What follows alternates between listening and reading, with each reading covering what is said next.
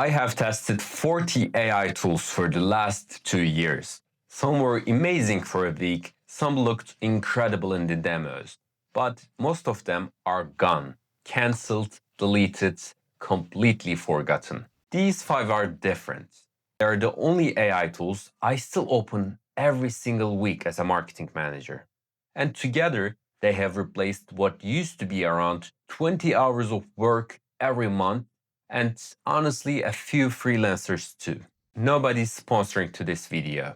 No affiliate links I'm trying to push. I'm just going to show you what I actually use, what it cost me, where it fits into my workflow, and just as important, where it doesn't. Because not every AI tools deserve your money. So by the end of this video, you will know which ones are actually worth opening tomorrow morning and which ones you can safely ignore. Before we start, a bit of context about me. I don't make videos about AI for a living. I actually run marketing, campaigns, paid ads, content, reporting, meetings, budgets, the fun stuff, and also the not so fun stuff. So every time I try a new AI tool, I ask myself one question. Is this going to save me time next Tuesday? Not, does this look impressive on Twitter? If the answer is no, I delete it. Simple as that. All right, let's count these down. Number 5 is Canva. Yeah,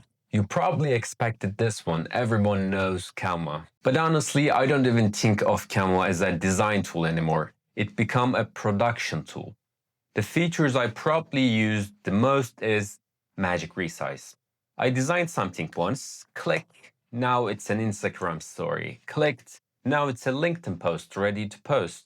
Click, now it's YouTube thumbnail banner. Done. Simple. That used to mean opening 5 different files and moving everything around for an hour, but now maybe 30 seconds. The second thing is background removal and magic edit. If I just need a clean product photo, I don't bother to open Photoshop anymore. And there's a brand kit. This one is underrated for sure.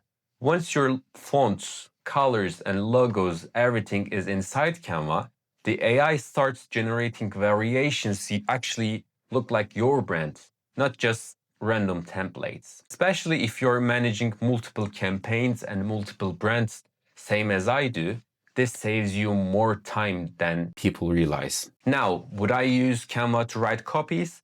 Honestly, no. It's okay, but the next 2 tools on the list are in a completely different league. For around $15 a month, it's one of the cheapest subscriptions you can get. Number 4 is Opus Clip. If you are making video content, you should probably be repurposing it. And I know, everyone says that, but almost nobody actually does it because editing is annoying and boring. Here's what I do. I will record one 30-minute video, drop it into Opus, then I go grab a coffee. When I come back, it's already found interesting moments, turned them into shorts, reels, added captions, and even predicts which clips might perform the best. Does it works on every video or does it's perfect? No, not even close. I probably replace, I don't know, a third of the clips, but that's fine because instead of editing everything from the scratch, I'm just reviewing, and that's a huge difference. One video becomes suddenly 10, sometimes 15 pieces of content, and that's basically 2 weeks of social media posts from something I was already creating anyway. Number 3 is ChatGPT. Obviously, ChatGPT was going to be here, but I think marketers use it completely wrong. I almost never ask it, write me a Facebook ad. Instead, I use it as a leverage. There's 3 things. First, research. I will dump 30-page reports into it, or competitor websites, or giant email chain. Then I will ask, what actually matters here? 5 minutes later, I have got exactly what I need. Second, volume. Give me 50 subject lines, 20 different hooks, 30 ad angles. Not because I expect all 50 to be good. To be honest, I don't. But I just need 3 ideas that I would never thought of myself. And third, this one has quietly become one of my favorites over the time. It's analytics. Instead of fighting with Excel, I will paste a CSV into ChatGPT, then literally ask what's changed last quarter, which campaign performed best, what should I investigate, which content should we do. It feels less like using software and more like talking to an analysis. Now, would I publish what ChatGPT writes without even touching it? Absolutely no.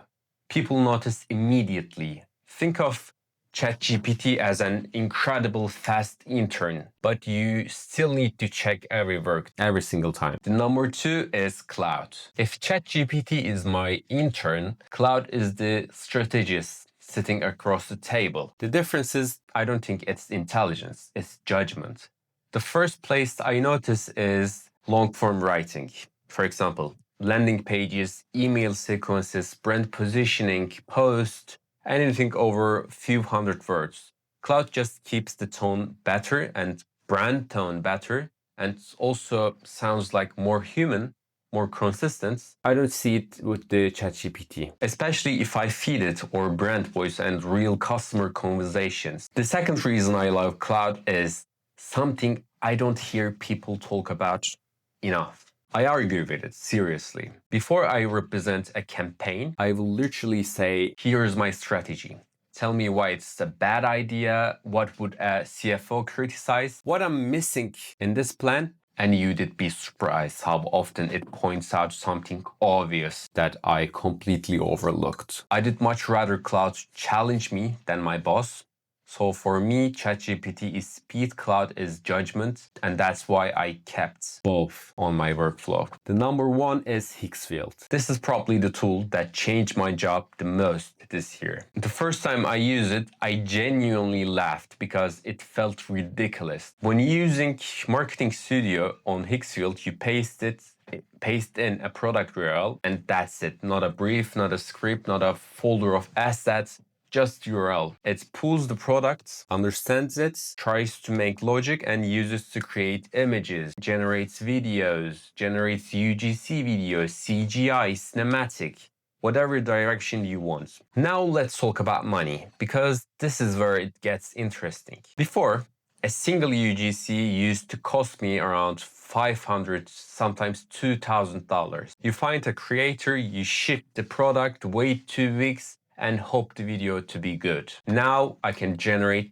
10 different concepts before lunch. Are they always perfect? No, definitely not. I used to regenerate every image or every video. I sometimes challenge it and change it. But the point is creative testing. Suddenly everything becomes cheap and fast and almost unlimited, and that's something traditional production simply can't compete with. If you're spending money on meta ads, this tool gives you something marketers always want. More creative for less time. So guys, that's my stack. Canva for design, Opus Clip for content, ChatGPT for research and speed, Cloud for thinking, Hicksfield for creative production. And that's it. 5 tools, not 50. And honestly, I think that's the biggest lesson here. The marketers pulling ahead right now aren't using every new AI app that launches. They are just getting ridiculously good at small handful of them. If you enjoyed this, subscribe, because in the next video I'm opening up the actual Cloud and ChatGPT prompts I use for campaign planning. The real ones, not the generic